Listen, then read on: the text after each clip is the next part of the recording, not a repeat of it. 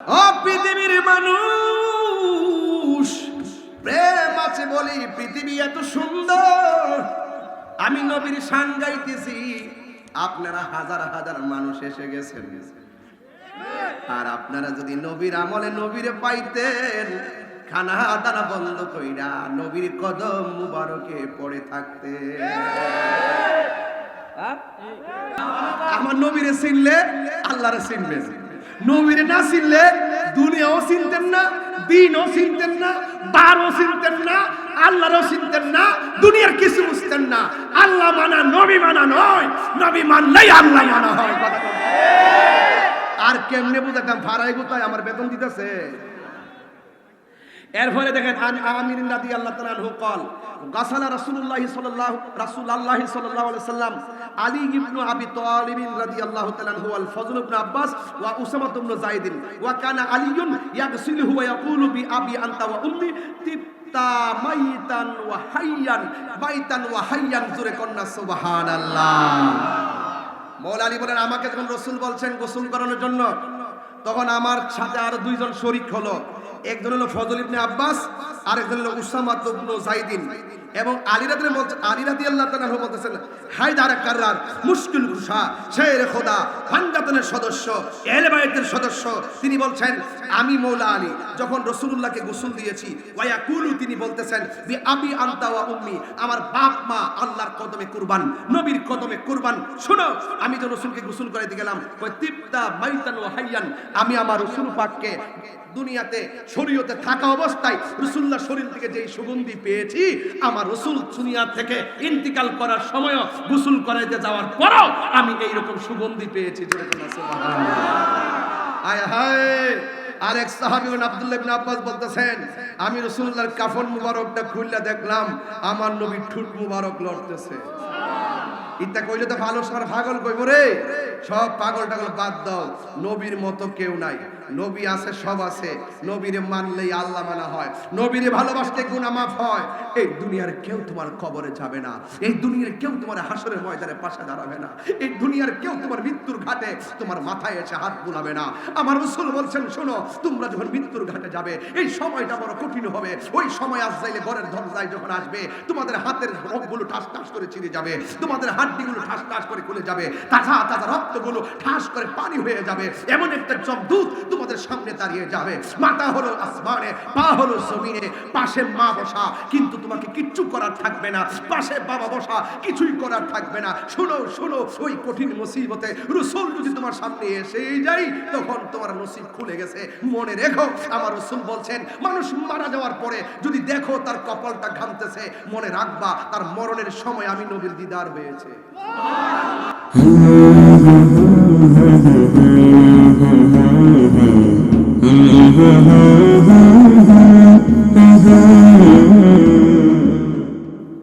পাছে হেঁটে অনেক জায়গায় যাওয়া যায়, সব জায়গায় যাওয়া যাবে না। যেতে হবে কোন দিকে? আল্লাহর দিকে। যেতে হবে কোন দিকে? রাসূলের দিকে। যেতে হবে কোন দিকে? ওলি আল্লাহর দিকে। যেতে হবে কোন দিকে? ভালোর দিকে। এটাই হলো তিলকা হুদুদুল্লাহ, এটাই হলো আল্লাহর সীমারেখা। ওয়ামাইয়াসিল্লাহ, যারা আল্লাহর সঙ্গে নাফরমানি করে, তারা সীমালঙ্ঘনকারী হিসাবে প্রমাণিত হবে এবং তাদের ঠিকানা হবে জাহান্নাম। পরিষ্কার রাস্তা দুইটা, একটা জান্নাতের রাস্তা আর একটা জাহান্নামের রাস্তা। আমরা কি জান্নাতের রাস্তায় থাকবো নাকি জাহান্নামের রাস্তায় থাকবো? আরো বড় করে বলুন। এই হাজার হাজার মানুষ মাহফিল আপনারা এসেছেন, এমন হতে পারে এই মাহফিলটা কাহারোর জন্য জীবনের শেষ মাহফিল। হায়াত এবং মৌতের মালিক কে?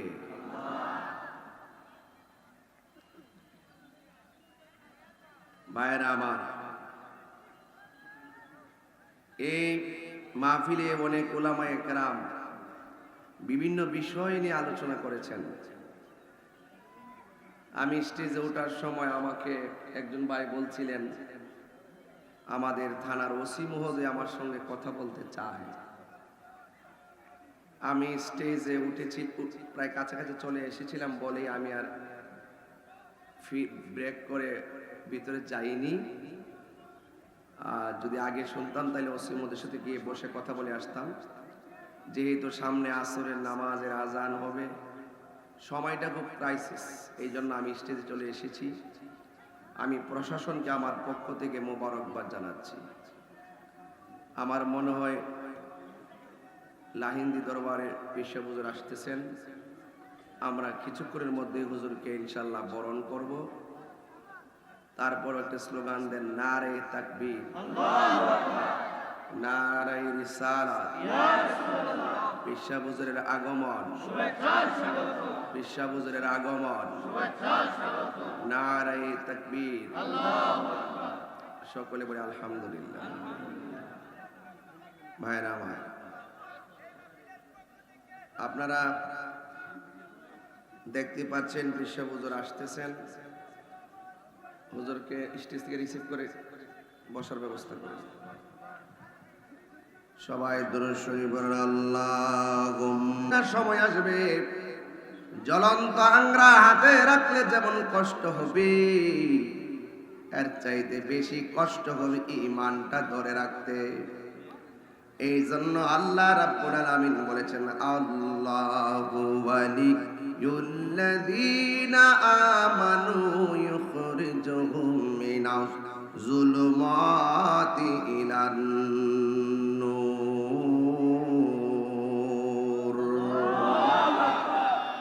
আল্লাহ রাব্বুল আলামিন বলেন, আমি আল্লাহর বন্ধু যারা হবে, আমি আল্লাহর বন্ধু যারা হবে, ওই ঈমানদাররা তাদের অন্তরে যদি আমি আল্লাহর ভয় রাখে, ডানে অন্ধকার, বামে অন্ধকার, সামনে অন্ধকার, পিছনে অন্ধকার, আমি আল্লাহ তাদের প্রেমের কারণে অন্ধকার থেকে বের করে আমি আল্লাহ আলোর দিকে নিয়ে যাব। এই জন্য আল্লাহ রাব্বুল আলামিন বলছেন, তোমরা আমি আল্লাহকে ভয় করো। আমি আল্লাহকে যদি ভয় করো, আমি আল্লাহ রাব্বুল আলামিন তোমাদেরকে একটা জান্নাত দিব না, আমি আল্লাহ তোমাদেরকে দুইটা জান্নাত দিয়ে দিব। দলিল, ওয়ালিমান খাফা মাকাম রাব্বিহি জান্নাতান। জান্নাত এক বচন, জান্নাতান দুই বচন, জান্নাতুন বহু বচন। আল্লাহ রাব্বুল আলামিন বলেন, আমি আল্লাহ তোমাদেরকে দুইটা জান্নাত দিয়ে দিব। এ যুবকের দল, আজকের ওয়াজের বিষয় হলো তাকওয়া। তাকওয়া মানে হলো আল্লাহর ভয়। এই কোরআন নাজিল হয়েছে, এই কোরআন কেউ পড়ে হৃদয়কে আলোকিত করবে, আবার এই কোরআন অনেকে মধুর সুরে পড়বে, কিন্তু কণ্ঠের নিচে কোরআনের রস প্রবেশ করবে না। কথা বলেন ঠিক কিনা? আপনারা দাঁড়িয়ে আছে, আমারও দাঁড়িয়ে আছে, আপনারা টুপি আছে, আমারও টুপি আছে, আপনিও নামাজ পড়েন, আমিও নামাজ পড়ি। এক নামাজের ব্যাপারে আল্লাহ বলেছেন তোমাদের জন্য জান্নাত, আর এক নামাজের ব্যাপারে আমার আল্লাহ বলেছেন তোমাদের জন্য জাহান্নাম। আমিলাতুন নাসিবাতুন তাসলা নারান হামিয়া। আপনি নামাজ পড়লেও জাহান্নামে যাবেন। কেন জানেননি? আপনি নামাজ পড়তেছেন ঠিক আছে, কিন্তু মিথ্যা কথা ছাড়তে পারেন নাই। আপনি নামাজ পড়তেছেন ঠিক আছে, কিন্তু মাকে ভালোবাসতে পারেন নাই। আপনি নামাজ পড়ছেন ঠিক আছে, কিন্তু মানুষের হক মেরে খাওয়া বন্ধ করেন নাই। আপনি নামাজ পড়ছেন ঠিক আছে, কিন্তু সুদ খাওয়া বন্ধ করেন নাই। আর বড় করে বলুন, আপনি নামাজ পড়ছেন ঠিক আছে, কিন্তু ঘুষ খাওয়া বন্ধ করেন নাই। আপনি নামাজ পড়ছেন ঠিক আছে, ওলি আল্লাহর বিরুদ্ধে শত্রুতা করেন শুধুমাত্র। কথা বলেন ঠিক কিনা? আপনি নামাজ পড়েন, মাথার মধ্যে টুপি রেখা দরবার থেকে গরু চুরি করেন। কথা বলেন ঠিক কিনা? আপনি নামাজ পড়েন ঠিক আছে, আর এক দরবারের গাছ কাইটা পুকুরের মাছ চুরি করে লইয়া যান, তার মানে আপনার কাছে ইসলামও নিরাপদ না, আপনার কাছে রাষ্ট্র নিরাপদ না। কথা বলেন ঠিক কিনা? যার কাছে ইসলাম নিরাপদ না, যার কাছে মানুষের জানমাল নিরাপদ না, তার নামাজ কোনো কাজে আসবে না। কথা বলেন ঠিক কিনা? হাত তুলে বলো ঠিক কিনা বলো।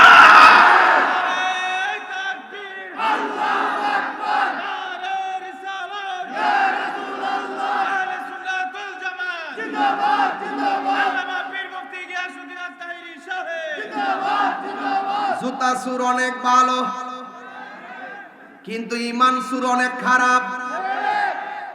যারা গরু চুরি করছে আসলে হারা ইমান সুর। যদি ইমানের নূর অন্তরে থাকতো, জীবনে আরেক বেড়ার হক মাইরা প্রকাশ্যে দিনে দুপুরে ডাকাতি করতে পারতো না। যদি ইমান থাকতো তাহলে কোনোদিন আল্লাহর ঘর মসজিদের মধ্যে আগুন লাগাইতে পারতো না। ঠিক কিনা বলেন? এই জন্য আমার যুবক ভাইয়েরা, বেশি কথা নয়, শুধুমাত্র ইমান ভালো করে চিনে রাখেন। ইমান সুজাতপুর বাজারে কিনতে পাওয়া যায়, নিকলি, কিশোরগঞ্জ, বাজিতপুর। ইমান বড় সম্পদ। নামাজ পড়ছেন, কবুল না হইল কইতে পারবেন যে আল্লাহ আমার ইমান আছে? না না, ইমান আছে। ইমানের কারণে জাহান্নামে জ্বললো, আমলের ত্রুটির কারণে জাহান্নামে জ্বললো, কোনো একদিন না একদিন জান্নাতে যাবে ইমানের নূরের কারণে। আর যদি ইমান না থাকে, একবার আমল করতে করতে কপালে কালা দাগ ফলাইলো, জান্নাতের গ্রান পাইতেন না। কথা বলেন ঠিক না বেঠে? আমার কথা একটু দিতে হই লাগবে। অত মিষ্টি কথা আমি বলতাম পারি না। আমার কথা হলো ময়রা জনজা মুখা, তাইলে আর অত নম নম করে লাভ কি? আমার কবর গীতা এই সুজাতপুরের কেউ যাইব? হ্যাঁ, আরে বেড়া পুষ্কারটা গো সাজনপুর, সাজনপুর, হ্যাঁ সাজনপুর। ইকবাল মেয়ে যাইবো গা, ইকবাল মেয়ে নিজে বাপ চিনি 15 দিন আগে যাইবো গাছে চলে গেছে, কেউ থাকতো না। একটা মাহফিল কইরা গেছে, হাজার হাজার লোক। অন্তত আল্লাহর কইতার মধ্যে আল্লাহ শেষ কামটা কইরেছি, একটা নবীর বাগান সাজাই দিয়ে ইসলাম। তো এমন কিছু রাইকা যান যেন মানুষ এইটাকে স্মৃতিচারণ হিসাবে আপনার জন্য দোয়া করে। কথা বলেন ঠিক না বেটি? এই জন্য আমার যুবক ভাইয়েরা, আল্লাহ রাব্বুল আলামিন কুরআনের মধ্যে বলে দিয়েছেন, এই পৃথিবীর মধ্যে সব মানুষ ক্ষতিগ্রস্ত। দুইটা কোয়ালিটি যার মধ্যে থাকবে, সে আখিরাতে লাভবান হবে, দুনিয়াতে লাভবান হবে। আমার আল্লাহ বলেন, ইল্লাল্লাযীনা আমানু ওয়া আমিলুস সালিহাত। আল্লাহ রাব্বুল আলামিন বলেন, যারা ঈমানদার, যারা নেক আমল করে। ঈমানদার কাকে বলে জানেননি? 10 কোটি টাকা দিল ঈমান বিক্রি করে না। ঈমানদার কারে কো জানেননি? সারা দুনিয়া লেখা দিল ঈমান বিক্রি করে না। আজকে আমাদের ভিতরে মুখের মধ্যে ইসলাম আছে, অন্তরের মধ্যে ইসলামের নূর নাই। মুখের মধ্যে কোরআন সুন্নাহর কথা আছে, হৃদয়ের ভিতরে কোরআন সুন্নাহর হাকিকত নাই। কথা বলেন ঠিক কিনা? এই হাকিকতের মধ্যে হাকিকত ছিল একটা প্রেমিকের, যার নাম হলো হযরতে বেলাল। বড় বেরে কথা সুবহানাল্লাহ। যার নাম হলো হযরতে বেলাল, যার পিঠের মধ্যে লোহা গরম কইরা টান দিছে, জবান দিয়ে আল্লাহর জিকির করবা না। বেলাল রে যত আগুন লাগায়া দেয়, বেলাল বেশি বেশি করে একজনের জিকির করে। জবান খুলে বলুন তিনি কে? এই জন্য আমার যুবক ভাইয়েরা, বেলালের গলার মধ্যে রশি লাগাইয়া মরুভূমির বালুর মধ্যে টানতে টানতে পেটের চামড়াটা তুলে পানি করে ফেলাইছে। এরপরও বেলাল আমার আল্লাহর জিকির ছাড়ে নাই।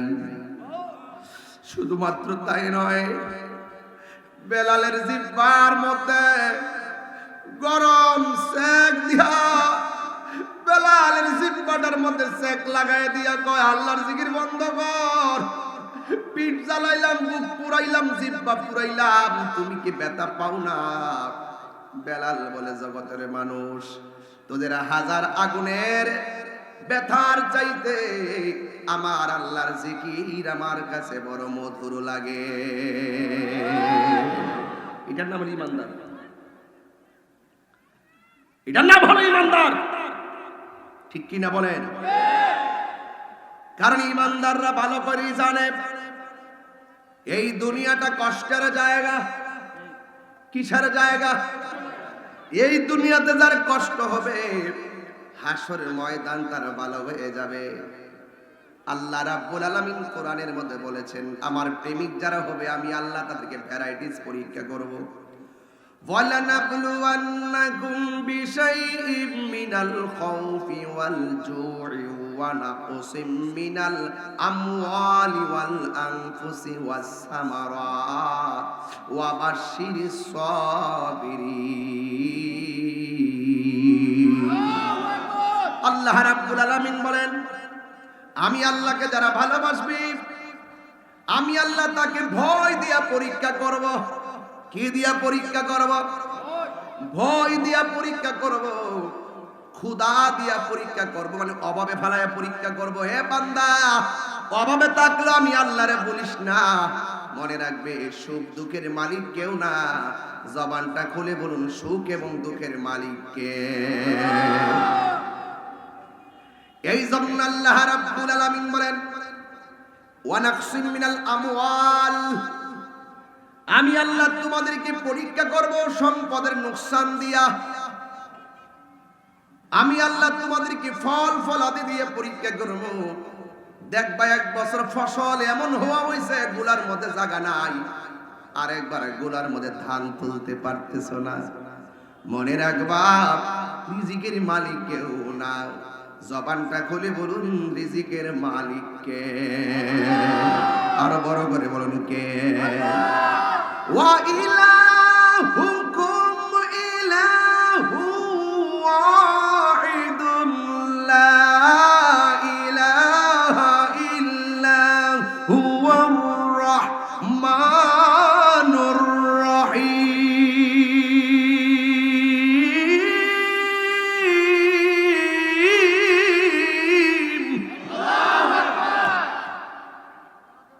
আমাদের রব কে? আল্লাহ। বলো, আল্লাহ সুখে রাখলো তুমি রব, দুঃখে রাখলো তুমি রব। ঠিক কিনা বলুন? ওই বেলাল বলতেছে, তোমাদের আগুনের তাপের চাইতে আমার আল্লাহর জিকির বড় মধুর লাগে। দয়াল নামে এত গো মধু। বাজানি রাত্রিলে জমলে রাইতের ওয়াজ বাজান, দিনে করণ জানা। এরপর আপনার কারণে না ঘুমাইয়া আইসি, আবার যাবো না। আপনার কি কষ্ট হইতেছে বাজান? প্রেমিকের লাগে কি দিন আর রাইত আছে? এটা তো বুঝেন না। এটা কইলে হ কোন, এটা কইলে হো ই কোন। আমার বাজার কইতাম নি বাজান, আবার এটা কাইটটা ছাইরা দিন। আমার দয়াল নামে এত গো মধু, আমরা রে কইরাছে জাদু দেখা দি।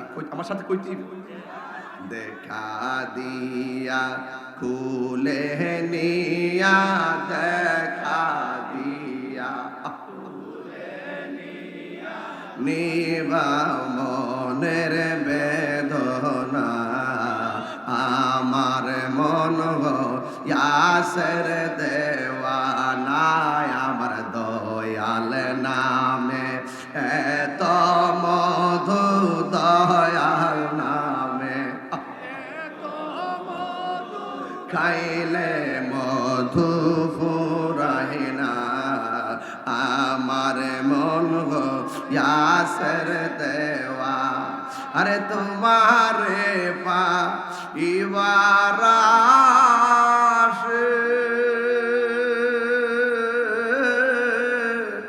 মুরতেসি পাগলের বেশে গো। সুজন ফুরে আয়, আরে সাজন ফুরে আইসা আমি গাছতলায় আইলাম আমি হইলাম তোমার দেওয়ানা আমার মন ইয়াসের দেওয়ানা আমার দয়াল না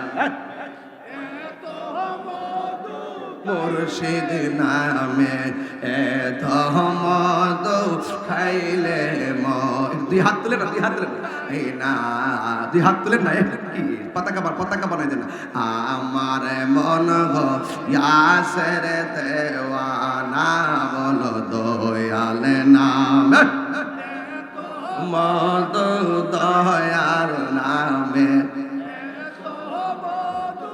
খাইলে মধু ফুরাই না আমার মন ইয়াসের দেওয়ানা জোরে জোরে কি আল্লাহু আকবার বলা যাবে না হায় রে ও সাজনপুরের বন্ধু প্রেমের দাম আছে না গায়ের জোর ভালো না বেলায়েতের জোর ভালো বেলায়েতের জোর কি মাটি কিনতে পাওয়া যায় আপেল খাইলে বেলায়েতের জোর পাওয়া যায় বনি আঙ্গুর ফল খাইলে বেলায়েতের জোর পাওয়া যায় বনি মদিমালের দোকানে গেলে মদিমাল পাওয়া যায় আর আল্লাহর ওলি দরবারে গেলে বেলায়েতের পাওয়া যায় কথা বলেন ঠিক কিনা হাত তুলে বলেন ঠিক কিনা বলেন এই জন্য যুবক ভাইরা ভয় করবো একজনকে জুড়ে কোন তিনি কে ইন্নাহু হুয়া ইউবদিউ ওয়া ইউঈদ ওয়া হুয়াল গফুরুল ওয়াদুদুল আরশিল মাজিদ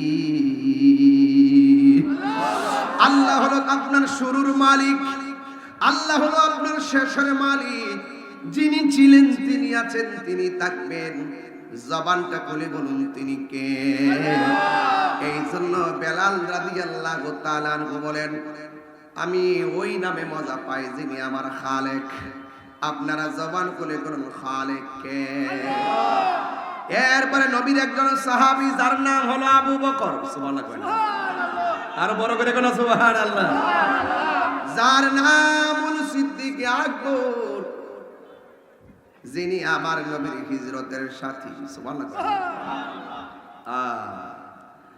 ওই আবু বকর সিদ্দিক রাদিয়াল্লাহু তাআলা আনহু শুনলেন বেলাল রাদিয়াল্লাহু তাআলা আনহুকে এমন ভাবে শাস্তি দেওয়া হইতেছে ভাইয়ের বিপদে পড়লে ভাই কোনদিন ঘরের মধ্যে বসে থাকতে পারে না কথা বলেন ঠিক কিনা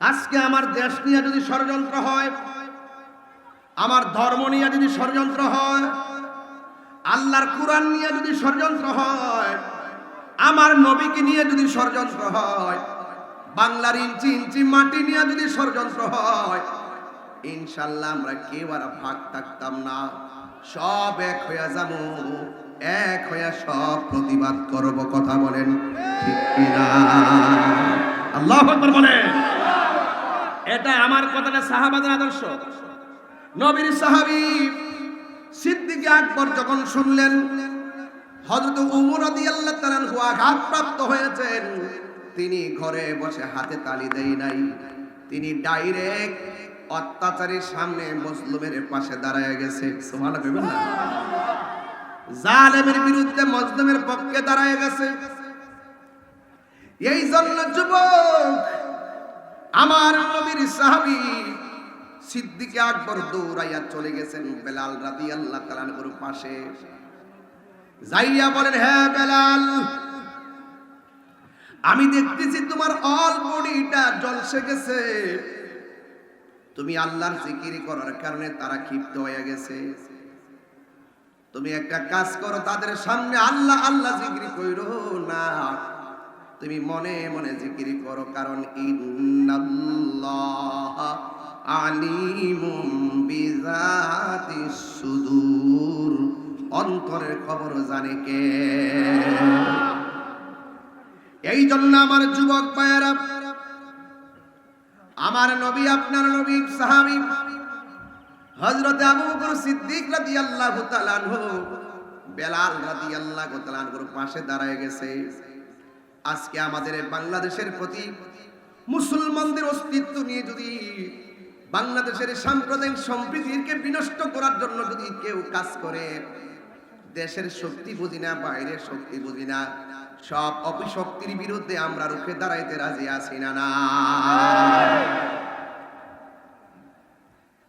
আমার যুবক ভাইয়েরা, হযরত সিদ্দিক আকবর গিয়ে বলেন, ভাই আমার, তুমি মনে মনে আল্লাহর জিকির করো। যেহেতু উঁচু সুরে জিকির করলে তোমাকে আঘাত করে, তোমাকে অত্যাচার করে, ওই জালেমদের সামনে প্রয়োজনে নীরবে নীরবে আল্লাহরে ডাকো। হযরতে বেলাল রাদিয়াল্লাহু তাআলা আনহু বলতেছেন, এ আবু বকর, এতক্ষণ আমার আঘাত করছে, আমি এত ব্যথা পাই নাই। আপনি যে আমারে বলছেন নীরবে নীরবে আল্লাহর জিকির করতাম, নীরবে নীরবে নবীর গান গাইতাম, আমি এই কথার দ্বারা বড় কষ্ট পাইছি। ইমানদাররা মরণের ভয় করে না, ইমানদাররা কখনো অন্যায়ের সামনে মাথা নত করে না। কথা বলেন ঠিক কি না বলেন? এ যুবক পায়ে হাত দিয়ে বলে যায়, আমার কথা থেকে রাজনৈতিক গন্ধ খুঁজবেন না। তাহিরি কোন দলের মানুষ না, তাহিরি বাংলাদেশের মানুষ। কথা বলেন ঠিক কি না? যেই দলের মানুষ আমার নবীরে ভালোবাসে, আমি তারে ভালোবাসি। যেই চেয়ারম্যান আমার নবীরে ভালোবাসে, এই চেয়ারম্যানরা আমি ভালোবাসি। যেই মেম্বার আমার নবীরে ভালোবাসে, আমি তারে ভালোবাসি। এটাই হলো আমার রাজনীতি। দুনিয়ার রাজনীতি দালালি তাহিরি করে না, তাহিরি মদিনাওয়ালার প্রেমের দালালি করে। এটা প্রমাণিত, কাগজে কলমে খুঁজে পায় না, রাতের অন্ধকারে আঘাত করে। আমরা মরে যেতে প্রস্তুত আছি, কখনো ঈমান বিক্রি করব না। কথা বলেন ঠিক কি না? দেখেন না, কেউ ক্ষমতায় আসবে, কেউ ক্ষমতায় যাবে। আল্লাহ যাকে লিখে রাখছেন তিনি আসবে, আল্লাহ যাকে লিখে রাখছেন চলে যাবে, চলে যাবে। ক্ষমতা দেয় আল্লাহ, নেই আল্লাহ, এটা নিয়ে বান্দার কোনো কারিশমা নাই। কথা বলেন ঠিক কি না? তো এটা নিয়ে আমি কেন ইন্টারফেয়ার করব? আমি মদিনাওয়ালার প্রেমের দালালি করি। এই দেশের মধ্যে নবীর প্রেম কায়েম করতে গিয়ে যদি রক্ত দিতে হয়, রক্ত দিব। কথা বলেন ঠিক কি না?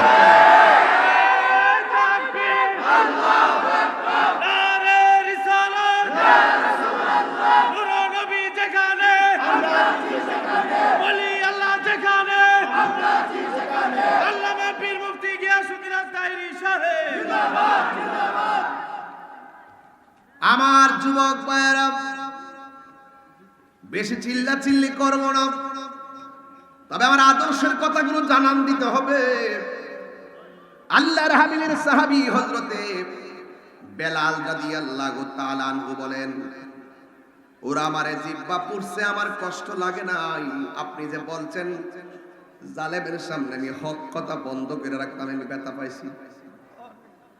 বেলাল রাদিয়াল্লাহু তাআলা আনহু বলেন, হ্যাঁ আবু বকর, মাটির পাতিল চিনেননি? মাটির পাতিল আপনি এলাকায় আছে, মানুষে বিক্রি করতে নিয়ে আসে না বাবা? হ্যাঁ, মাটির পাতিল যখন বিক্রি করতে আসে, মাটির পাতিলের মধ্যে টুকা দিয়া দেখে পাতিলটা ফাটা নাকি ভালো। সব জিনিস টুকা দিয়া কিনে না, আবার কোন কোন জিনিস চোখে দেখে কিনে না, তারা ওই নাকের মধ্যে লাগায় গ্রান নিয়েও কিনে। বেলাল রাদিয়াল্লাহু তাআলা আনহু বলেন, হে আবু বকর, মাটির পাতিল চিনেননি? মাটির পাতিল বাজারে নেয়, যারা কিনে তারা কিনার আগে টেস্ট করে টুকা দিয়া। ফাটা হইলে ফাটার শুরু ধরে, ভালো হইলে ভালোর শুরু ধরে। আমি বেলাল আল্লাহর প্রেমের বাজারে বিক্রি করতে আসছি, ওরা আমার টুকা দিয়া দেখতেছে আমি আমার আল্লাহ এবং নবীরে কত ভালোবাসি। আল্লাহু আকবার। এই জন্য আমি তাদের সামনে আল্লাহর জিকির, নবীর জিকির কমাবো না। এবার আবু বকর সিদ্দিক রাদিয়াল্লাহু তাআলা আনহু ডাক দিয়ে কয়, শুনো আমার ভাইরে, তোমরা এমন ভাবে আঘাত করো না। আমার ভাইকে আমি আজাদ করে নিতে চাই, তারা বলতেছে নিতে গেলে টাকা লাগবে। আবু বকর সিদ্দিক রাদিয়াল্লাহু তাআলা আনহু বলেন, আমার কাছে তো নগদ কোনো টাকা নাই, আমার ব্যবহৃত একটা চাদর আছে, এই চাদরটার বিনিময়ে আমার ভাইটারে আজাদ করে দাও। এবার চাদরটা দিলেন। বেলাল রাদিয়াল্লাহু তাআলা আনহু রক্তে রঞ্জিত শরীর নিয়ে আমার নবীর সামনে হাজির হয়ে গেছে। আমার নবীকে সিদ্দিক আকবর বলতেছেন, ইয়া রাসূলুল্লাহ, আমার ভাইটা আপনি নবীকে অনেক ভালোবাসে, আমার আল্লাহকে অনেক ভালোবাসে, কিন্তু আমি আমার ভাইটাকে আজাদ করতে যাইয়া নিজের ব্যবহৃত চাদরটা দিতে হয়েছে। আমার নবী আপনার নবী বলে, আবু বকর, লোকসান মনে করা যাবে না গো, তুমি তো বেলালকে চাদর দিয়ে আজাদ করলা না, তুমি যেন একটা জান্নাত কিনে ফেললা। আপনারা জবান খুলে বলুন, নির্যাতিত ব্যক্তির পাশে দাঁড়াইলে খুশি হয় একজন, জবান খুলে বলুন তিনি কে? আর বড় করে বলুন না তিনি কে? আমার যুবক ভাইয়েরা, ওই বেলালের কথাই বলছিলাম, যে বেলালকে আমার নবী বললেন, বেলাল তুমি আজান দাও। সুবহানাল্লাহ কইতো না? বেলালের চেহারা কি বেশি ভালো ছিল? কি ছিল? এক বিক্রুর মতন ছিল। দাঁতগুলো ছিল উঁচা উঁচা, জিহ্বার মধ্যে আগুনের সেক লাগায় দেওয়ার কারণে জিহ্বাটা মাথা দিয়ে খাটো হয়ে গেছে। এই জন্য তিনি আশহাদু বলতে পারতেন না, বলতেন আসহাদু। আমার নবী বলে, বেলাল তুমি আমার সামনে আজান দাও। রক্ত ঝরানোর কারণে লাভ হইছে না লস হইছে? এই জন্য বুকের মধ্যে সুখ নাই, ত্যাগই হলো সুখ। রক্ত কথা বলে, ঘাম কথা বলে, প্রেম কথা বলে, কথা কন ঠিক কিনা? এই জন্য আমার নবী বলে, বেলাল তুমি দাঁড়িয়ে আজান দাও। বেলাল রাদিয়াল্লাহু তাআলা আনহু বলেন, ইয়া রাসূলুল্লাহ, আমি কোথায় দাঁড়িয়ে আজান দিব? আমার নবীর কথা মতো জাবালে রহমতে দাঁড়িয়ে আজান দিল। আমার নবী বলেন, বেলাল আরো উঁচু জায়গায় দাঁড়িয়ে তুমি আজান দাও। জাবালে আবু কুবাইস পাহাড়ে দাঁড়িয়ে আজান দিল। আমার নবী বলে, বেলাল তুমি আর চাইতে উঁচু জায়গায় দাঁড়িয়ে আজান দাও। নবীজি ডাক দিয়ে কই, বেলাল তুমি আজান দাও। ইয়া রাসূলুল্লাহ, এর চাইতে উঁচু জায়গায় তো আমি দেখতেছি না। আমার নবী বলে, বেলাল রে তুমি কাবা ঘরে দাঁড়ায় আজান দিয়ে দাও। এবার বেলাল রাদিয়াল্লাহু তাআলা আনহু বলেন, ইয়া রাসূলুল্লাহ, নবী গো, আমি দুই পাহাড়ে দাঁড়ায় আজান দিছি, কেবলা বানাইছি কাবাকে। আমি যদি এখন খানায় কাবার উপর উঠবো, কেবলা বানাইবো কারে? আমার নবী বলে, বেলাল পৃথিবীর সকল মানুষের কাবাকে। বেলাল তুমি কাবার উপর দাঁড়াইয়া আমি নবীরে কেবলা বানায় আজান দাও। আর বড় করে বলুন না সুবহানাল্লাহ। এই বেলাল রাদিয়াল্লাহু তাআলার ইতিহাস শুনেন, ভালো করে না বললে তো বুঝবেনও না। আমি একটু বুঝাইয়া দিয়া যাই, সিদ্দিক আকবরের কথা বলছি। আমার নবী আপনার নবী রাহমাতুল লিল আলামিন ডাক দিয়া বলে, ও সিদ্দিক, বেলাল রাদিয়াল্লাহু তাআলার কথাটা এখানে রাখলাম, পরে যাব। আমার নবী ডাক দিয়া বলে, বেলাল তুমি আজান দাও। আজান দিল। এইভাবে চলতেছে দিন। একদিন আমার নবী সিদ্দিক আকবরকে ডাক দিয়া বলেন, রে আবু বকর, তুমি আমার মসজিদের মধ্যে নামাজের ইমামতিটা করবা। সুবহানাল্লাহ বলতেন। নবীর প্রিয় সাহাবী হযরত আবু বকর সিদ্দিক, নবীর প্রিয় সাহাবী হযরত আবু বকর সিদ্দিক, ভালোবেসে শুইল পাশে, ভালোবেসে শুইল পাশে, যাইয়া দেখো মদিনা, মদিনা আসে গো মুমিনের ঠিকানা, বলো মদিনা, মদিনা আসে গো মুমিনের ঠিকানা, বলো দিদার চেয়ে কাঁদো তোমরা, দিদার চেয়ে কাঁদো তোমরা, হও না নবীর দিওয়ানা, মদিনা, মদিনা আসে আপনারা বড় করে বলেন। এ ঠিকানা বলো মদিনা মদিনা, জালালউদ্দিন সুয়ুতি ৭৫ বার দেখল নবীজি, জালালউদ্দিন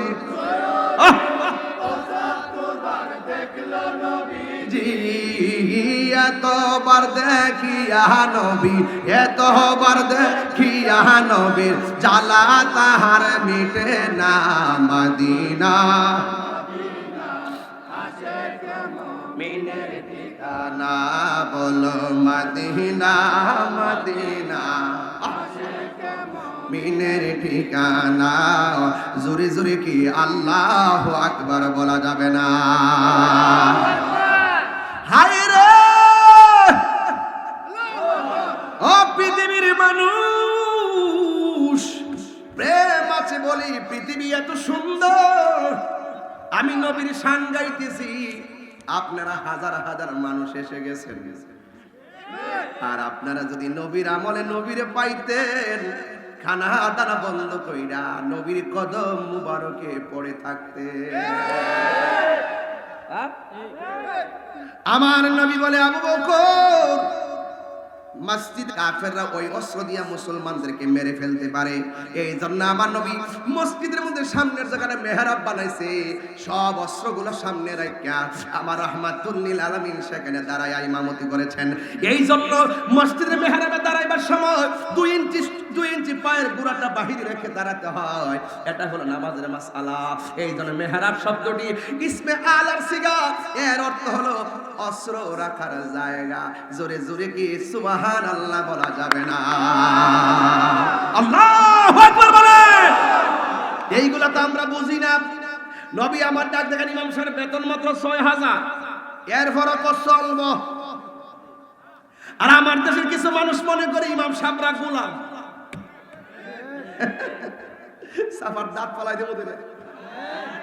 ইমাম সাহেব হলো সমাজের সবচাইতে বড় নেতা। হাত তুলে বলো ঠিক কি না বলো। ইমাম সাহেবকে ধমক মারো, ১০,০০০ টাকা দাও না, ৩০,০০০ টাকার ধমক মারো, আল্লাহর দরবারে জবাব দিতে হবে। কথা বলেন ঠিক না? তুমি মুসল্লি না গেলে জবাবদিহিতা নাই, ইমাম সাহেব না গেলে জবাবদিহিতার অভাব নাই।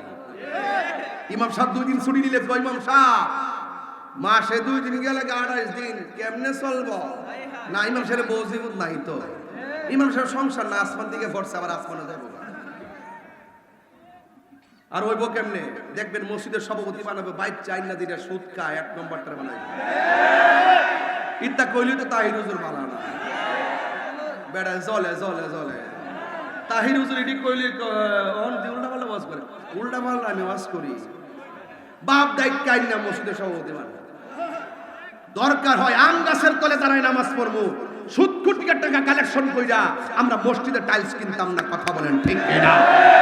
আমার যুবকগুলো আজকে হাত কম তোলে, আমার মনে হচ্ছে এখানে আমাদের অনুসারী লোক কম। না, ওরা হাত তোলে নাই তো, সব মোবাইল টিপতে হাতও চলে গেছে। মোবাইল টিপতে মোবাইল টিপতে হাত অসল হয়ে গেছে। এই জন্য হাত যে নামার এক্সরে নামাই না, মোবাইল টিপতে আসে।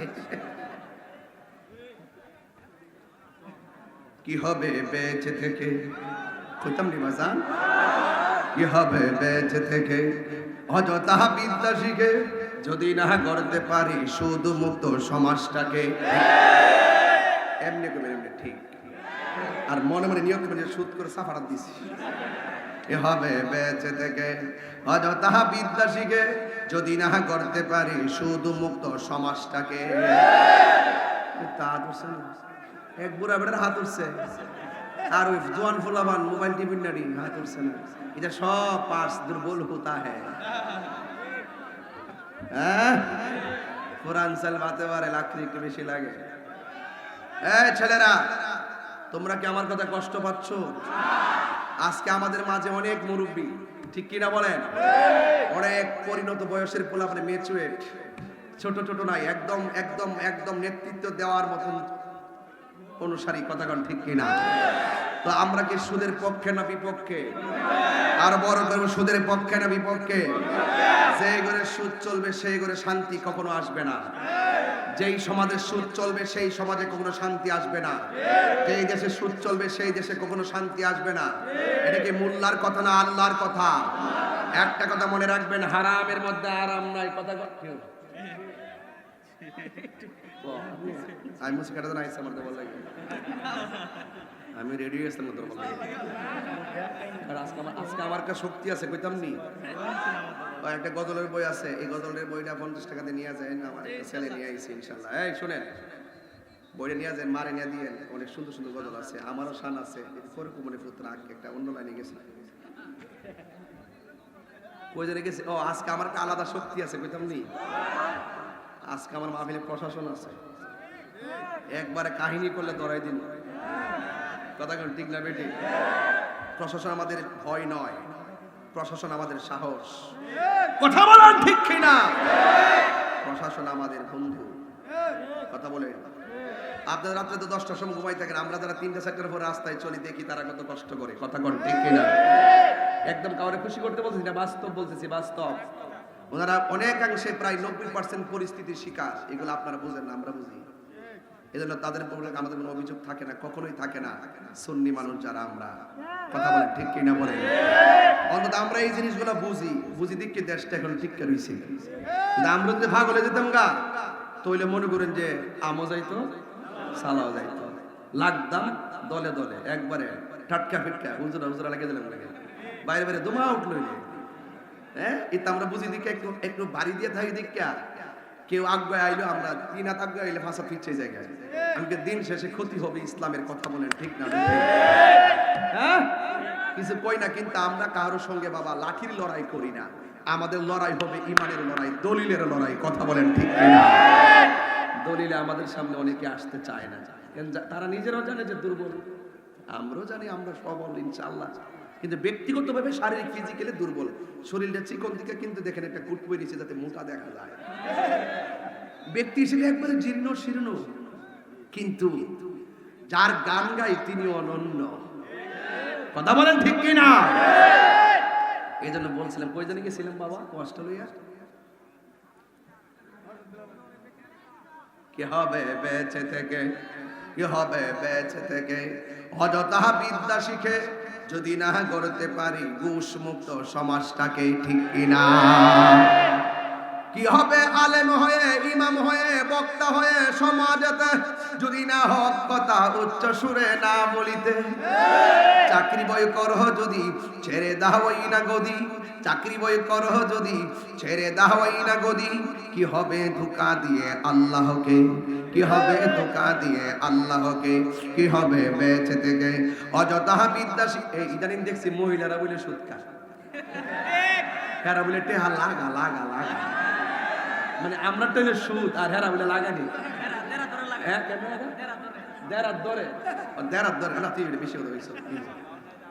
মহিলারা বলে টেহা লাগা, হাজারে কত? 1000 হলে 500 টেহা থাকবে নিবে না। 1000 100, 10,000 1000, 10,000 1000, আর 1 লাখে 10,000। তো মোটামুটি আমার 1 লাখ দিয়ে যদি 10,000 টাকার কাম হয়ে যায়, তাহলে মোটামুটি আস্তে আস্তে একটা পাওয়ার হইতেছে না? টাকা তো কথা বলে, ঠিক না বেটি? হ্যাঁ, এই জন্য যুবক ভাইরা আমার, আমরা হারাম খাবো। কারে দিছেন মাইক? দেখো কারে দিছেন?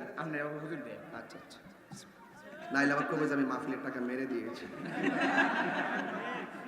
এটা আবার কাইটা সারিস তারে গোলাফান দিস মারিস না, আল্লাহর স্যার আমার জ্বালাইস না। এটা একটা ভালোবাসার কথা বলছি, সবার মনটা সতে দিয়েছে। ওয়াজ আর আধা ঘন্টা বাড়বো, কথা কন ঠিক না বেটি? নাইলে তো মন চাঙ্গা থাকে না, প্রত্যেকটা জিনিস একটা রিল্যাক্স লাগে। গাড়ি যদি চালাইতে তাহলে তাহলে গ্যাস আসলে গ্যাস লাগতো না, না এমনি চলবো, মেশিন দিয়ে ফুটা দিব আপনার। এই জন্য এক খেলা ওয়াজ করলে চলতো না, কিছু কথা ওটাই না, কোন লাগবো বলি নেই বাজেট করে বাসাটা, ঠিক না বাবা? বালা না জোরে কেন আল্লাহ কেন? গভীর মনোযোগ, কোন ধরনের ফাঁকি ঝুঁকি নয়, ডাইরেক্ট কথা বলবো। হারামের মধ্যে কোনো আরাম আছে? আপনারা জবান খুলে কোন নিষেধ করেছেন কে? এই জন্য আমার যুবক ভাইরা আল্লাহর হাবিব সাল্লাল্লাহু আলাইহি সাল্লাম দ্বিতীয়বার বললেন, হে আন আব্দুল ওয়াহিদ ইবনে আবি আউন রাদিয়াল্লাহু তাআলা আনহু قال قال رسول الله صلى الله تعالى عليه وسلم لعلي بن ابي طالب رضي الله تعالى عنه,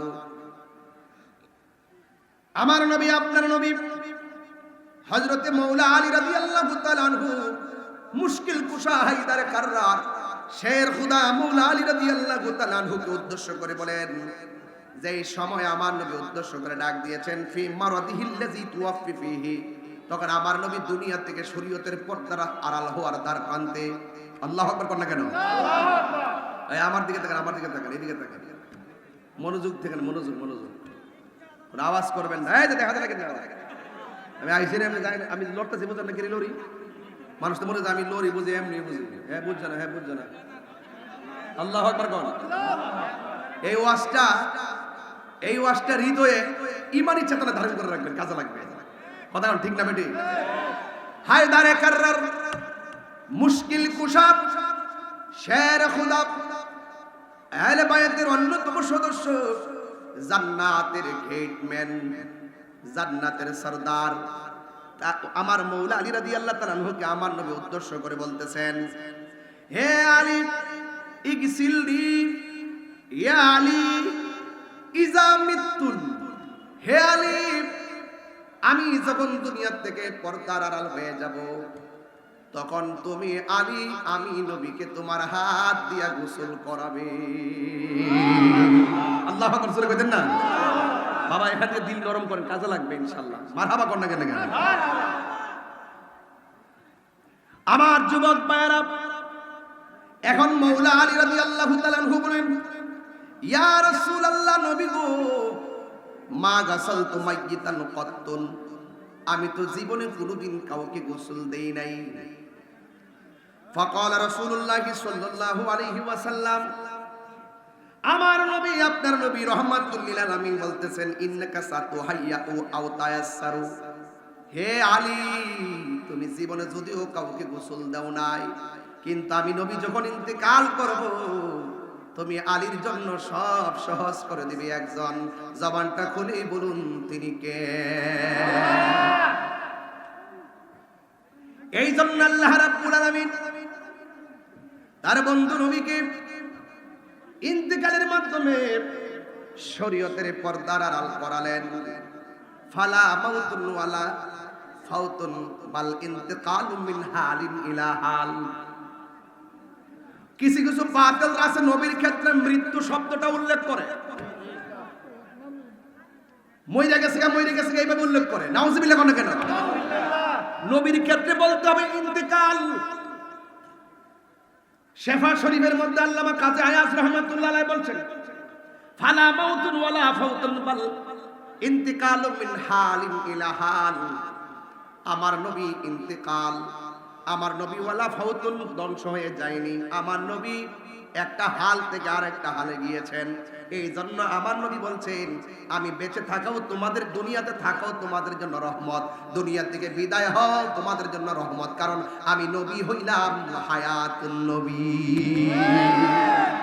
অনেক ভিতরে একটা ওয়াজ করলাম, এই জীবনে প্রথম কইলাম এই রিওয়ায়াতটা, কই না বুঝে নাই বলা আর বুঝতে চাই না, এজন্য অনেক সময় কিছু ওয়াজ আছে বলি না, হাকিকতের বহুত কথা আছে বলি না, এইগুলো আছে না অপব্যাখ্যা করে। এই জন্য আমরা আমাদের মধ্যে প্রেম বিতরণ করি, যারা নবীকে মানার মতো মানে তারাই বুঝবে যে এই দুনিয়ার কেউ কবরের ভাগ নিবে না, এই দুনিয়ার কেউ মৃত্যুর কষ্টের ভাগ নিবে না, এই কবরের মানুষ কেউ কবর, দুনিয়ার মানুষ কবরে কেউ যাবে না, কবরের রাসূল শরীরে থাকবে। যারা বুঝে না এরা কইব নবীর ছবি দেখাইবে। কবর কি নবীর ছবি না নবী? আরো যারা ছবি না নবী, এই বিশ্বাস যাদের আছে এরা মুমিন। আর যারা দুনিয়ার সাক্ষীকে পড়ছে দেখবেন অক্ষণ হারাম রে হালাল কইতাছে, হালাল রে হারাম কইতাছে, অক্ষণ ঈমান বেচতাছে, অক্ষণ স্বার্থের জন্য সব গোপন করতেছে, অক্ষণ স্বার্থের জন্য ওপেন করতেছে। এই রকম দ্বিচারিতা আর মুনাফিকি আমরার মধ্যে নাই। আমি যত কঠিন জায়গায় যাই আমি আমার কথা দ্রুতভাবে বলি, কেন জানেন? ফাউল নিচে মাড়ি আছে, মাড়ির আপনার কাছে দলিল আছে। আমরা বেড়াই একদম দুর্বল কিন্তু দলিলের সবল। এজন্য আমরা সামনে কেউ আসে না। এই যে একটা শেফাশের কি বলছি, আমি কই জানে তুলছিলাম এবারটা ঘরের মধ্যে, আমি যে কোথায় যে তুলছিলাম দুরূদ শরীফ, কষ্ট দিতেছে নাকি? আবার কষ্ট হলে বলেন ছেড়ে দেই। এবার সবাই মহব্বতে বলেন আল্লাহুম্মা সাল্লি, মহব্বতে মহব্বতে মাওলানা মুহাম্মদ ওয়া আলা আলি সাইয়্যিদি। এই যে দেখেন, এই যে দেখেন, এই যে বাস্তব দেখেন, এই যে দেখেন, মিথ্যা কথা বললে কান কেটে লাগবে। ওই যে এই যে হুজুর, আমি এই যে কিতাব থেকে খুলছি, খুললে এই যে এইটা বাইর করছি, বাইর কইরা এরপরে আমি এটা নিয়ে আসছি আমার মোবাইলের মধ্যে, যে না আমি মানুষকে দেখে দিই। যে দেখেন, ওয়ালাইসা হুনাকা মাউতুন ওয়ালা ফাউতুন বাল ইন্তিকালুম মিন হালিন ইলা হাল। জোরে কোন সুবহানাল্লাহ। দেখছেন? এই যে দেখেন, এই যে দেখেন, ওয়ালাইসা হুনাকা মাউতুন ওয়ালা ফাউতুন বাল ইন্তিকালুন মিন হালিন ইলা হাল। নবী মৃত্যুবরণ করেছেন, মরে গেছেন এভাবে নয়, নবী ধ্বংস হয়ে গেছেন এভাবে নয়, বরং এভাবে বলো বাল ইন্তিকালু মিন হালিন ইলা হাল। আমার নবী এক অবস্থা থেকে আরেক অবস্থা স্থানান্তরিত হয়েছেন, কিন্তু আমার নবী হায়াতুন নবী। আর বড় করে বলেন না সুবহানাল্লাহ। কোন না আসেনি ভাগলা ভালো করে পড়তে দিব, হ্যাঁ দেখাই দি দিব, কামে লাগবো বাবা। মোবাইলে রাখছি যদি ধরে আবার খালি এটা বলে গেছি, এটা বাংলা বলছি, অত্যন্ত আরবি বলে বুঝতো না।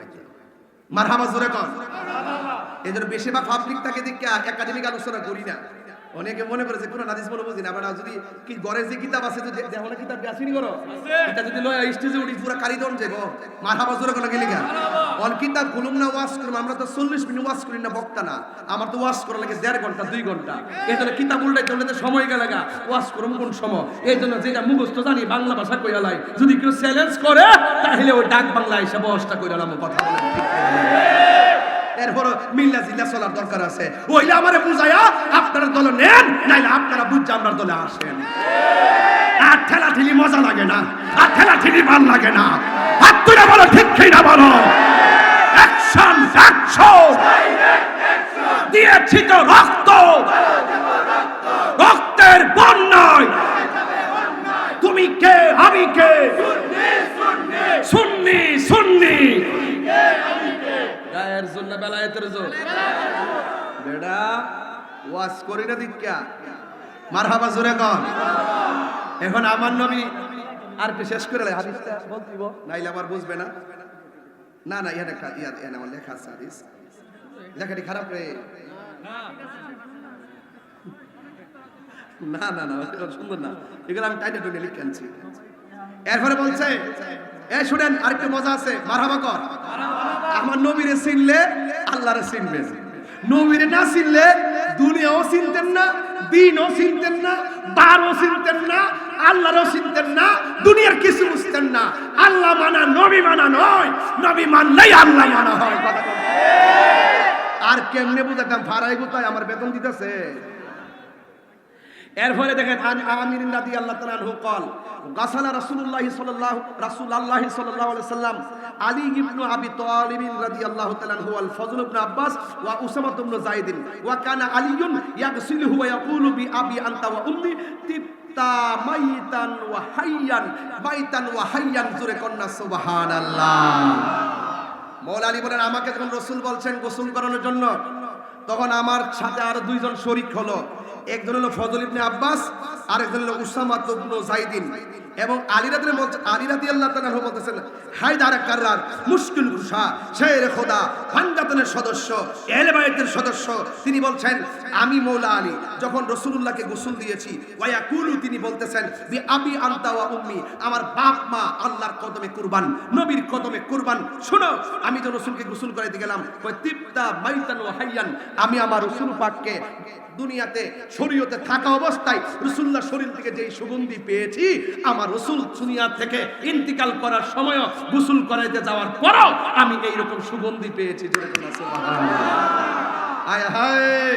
আরেক সাহাবী আব্দুল্লাহ ইবনে আব্বাস বলতেছেন আমি রাসূলুল্লাহর কাফন মুবারকটা খুললা দেখলাম আমার নবীর ঠোঁট মুবারক লড়তেছে। ইত্যা কইলে তো ভালো সার পাগল কইব রে। সব পাগল টাগল বাদ দাও, নবীর মতো কেউ নাই। নবী আছে, সব আছে। নবীরে মানলেই আল্লাহ মানা হয়, নবীরে ভালোবাসলে গুনাহ মাফ হয়। এই দুনিয়ার কেউ তোমার কবরে যাবে না, এই দুনিয়ার কেউ তোমার হাসরের ময়দানে পাশে দাঁড়াবে না, এই দুনিয়ার কেউ তোমার মৃত্যুর ঘাটে তোমার মাথায় এসে হাত বুলাবে না। আমার রাসূল বলছেন, শোনো, তোমরা যখন মৃত্যুর ঘাটে যাবে, এই সময়টা বড় কঠিন হবে। ওই সময় আজরাইল ঘরের দরজায় যখন আসবে, তোমাদের হাতের রগগুলো ঠাস ঠাস করে ছিঁড়ে যাবে, তোমাদের হাড্ডিগুলো ঠাস ঠাস করে খুলে যাবে, তাজা তাজা রক্তগুলো ঠাস করে পানি হয়ে যাবে। এমন একটা জমদূত তোমাদের সামনে দাঁড়িয়ে যাবে, মাথা হলো আসমানে, পা হলো জমিনে, পাশে মা বসা, কিন্তু তোমাকে কিচ্ছু করার থাকবে না, পাশে বাবা বসা, কিছুই করার থাকবে না। শোনো শোনো, ওই কঠিন মুসিবতে রাসূল যদি তোমার সামনে এসে যায়, তখন তোমার নসিব খুলে গেছে। মনে রেখো, আমার রাসূল বলছেন, মানুষ মারা যাওয়ার পরে যদি দেখো তার কপালটা ঘামতেছে, মনে রাখবা তার মরণের সময় আমি নবীর দিদার হয়েছে। আর বড় করে বলুন না সুবহানাল্লাহ, বলুন না। যুবক ভাইয়ের আমার, অপবিত্র থেকো না, সবসময় পবিত্র অবস্থায় থাকতে হবে, কারণ এই মুহূর্তে মৃত্যু হলে যেন আমার মরণটা পবিত্র অবস্থা হয়। যুবক, তুমি বেনামাজি হয়ে থেকো না। আমার পূর্বে আমার এক ভাই ওয়াজ করেছেন যে নামাজের কথা বলছিলেন, আর নামাজ যে কত মজা, নামাজ যে কত মজা, যে মজা পাইছে সে বান্দা হয়ে গেছে, যে মজা পাইছে সে খাঁটি বান্দা হয়ে গেছে। এর চাইতে যারা আরেকটু মজা পাইছে তার নফল ইবাদত করছে। নফল মানে ওভারটাইম, ওভারটাইম করার কারণে আল্লাহ আপনাকে আর বান্দার মধ্যে রাখে নাই, আল্লাহ আপনাকে বন্ধু বানিয়ে নিয়েছেন। কি দিয়ে বুঝামো আপনাকে, এই দুনিয়ার কেউ কারো আপন নয়। আল্লাহ রাব্বুল আলামিন হাবিব বলেন, কবরে যাওয়ার পর ডান পাশে একটা বাতি জ্বলবে, জিজ্ঞেস করবেন তুমি কে? কয় আমি তোমার নেক আমল। বাম পাশে আরেকটা বাতি জ্বলবে, জিজ্ঞাসা তুমি কে? বলবে আমি তোমার কোরআন তেলাওয়াত। এখন কিসের বিনিময়ে আজকে এত আলোকিত হলো? কয় ঈমানের বদৌলতে। তাহলে ঈমান আগে, আমল পরে, আগে ঈমান তারপরে আমল। কথা বলেন ঠিক না বেঠিক? ঈমান আছে, আমলের দাম আছে, ঈমান নাই, আমলের দাম নাই। নবী আছে, সব আছে, নবী নাই, কিছু নাই। তাইলে আমি কি বুঝাতে পারতেছি? এখন একটা মানুষ হাত তুললে কইবেন, হুজুর আমি আমার নবীর মহব্বতে এই মাহফিলটা আগামী বছর হোক, আমি আমার মার জন্য, আমার বাপের রুহের মাগফিরাতের জন্য আমি এই মাহফিলটার মধ্যে 1 টাকা 2 টাকা না, আমি এই প্যান্ডেলটা করতে কত লাগছে? কথা বলো। 2 লাখের উপরে সব মিলাইয়া না, সব মিলাইয়া তো লাগার কথা না। প্যান্ডেলটার মাইকটা কত লাগছে? 50,000, 65,000। আচ্ছা 65,000 দরকার নাই, 70,000 দরকার। আমি বেশি না, আমি এখানে হুজুর এখানে আছেন, আমি যে জায়গায় ঢুকছি হুজুর এটা একটা প্রেমের সর্বোচ্চ জায়গায় ঢুকছি, কিন্তু আমার তো সময় বেঁধে দেওয়া। কিন্তু আমি বাবা, এই বাবা, বাজানটা ছেড়ে দেবো, বয়স্ক মানুষ গেলে ছেড়ে দিবেন, যুবক পোলাপান থাকবেন, আমার দিকে তাকান। বাপ মা রুহের মাগফিরাতের জন্য একটা লোক হাত তুললে বলবেন, হুজুর আল্লাহ আমার তৌফিক দিয়েছে, এই হাজার হাজার মানুষ আমার বাড়িতে নেওয়া সম্ভব না, আজকে আপনার উসিলায়, হুজুরদের উসিলায় আসছে, একটা মাহফিলে মানুষ আসে। এত লোক তো দিনের বেলা হয়েছে কিনা আমি জানি না, এই সাধন করে এত লোক হয়েছে বলে সময় এত লোক যে আপনারা আসলেন, একটা লোক হাত তুলে মানে, হুজুর আমি আগামী বছর এই মাহফিলে 20,000 টাকা দিব, এমন একটা প্রেমিক আমার দেখাই দেন যেন আমি আপনারা মনে রাখতে পারি। একটা লোক হাত তোলেন, হুজুর আমি 20,000 টাকা দিব এই মাহফিলটাতে আগামী বছর। এরা আরো আধা ঘন্টা আগে আমার কাগজটা দিয়ে রাখছে, আগামী বছর মাহফিলে কিছু টেহা তুলবার লেগে। একটা লোক না তুললে আমার মনে কষ্ট হইব। একটা লোক হাত তুলেন তো দেখি, একটা পাগল, কিছু পাগল আছে না যে জানে মালে নবীরে ভালোবাসে। হ্যাঁ কই কই কই পাগল কই? আরে না, আমরা সামনে দেখতেছি সামনে, ওই যে আরেকজন হয়েছে, ওই যে দেখেন না, ওই যে আমার আমার আমার আমার পরিচিত। এই আপনার নাম কি বাবা? আমার নাম আব্দুল হামিদ। আব্দুল খালেক সাহেব, বয়স্ক মানুষ। আব্দুল হামিদ সাহেব বয়স্ক মানুষ, কলিজা আছে, উনি দিলেন 20,000 টাকা। বলেন না মারহাবা। আল্লাহ আপনি কবুল করেন, হায়াতে বরকত দেন। আমিনটা জোরে কর না বাবা, আরো জোরে কর না বাবা, আমিন। বাবা আপনি নামটা বলেন তো? আলম মেম্বার সাহেব, তিনি দিয়েছেন। লেখকে লেখকে লেখকে আচ্ছা ওকে বলেন যেন কলমটা না ভাঙে, নাইলে আমার সামনে আইতে, নাইলে কলম ভাঙে লাইবে। আলম এই বাবা, এই বাবা ওয়াজ করছি কিন্তু আজকে আপনার কিন্তু একটা লোক লড়েন নাই, আরো করলে আরো বসতেন যে জায়গাতে ভালো ইসলাম, কিন্তু আপনার যখন উঠেন তাইলে রসুল বেজার হয়ে যাবে। দান করলে ধন ভারে, আর দানশীল ব্যক্তি আল্লাহর বন্ধু, আমরা বন্ধু হতে চাই। আলম মেম্বার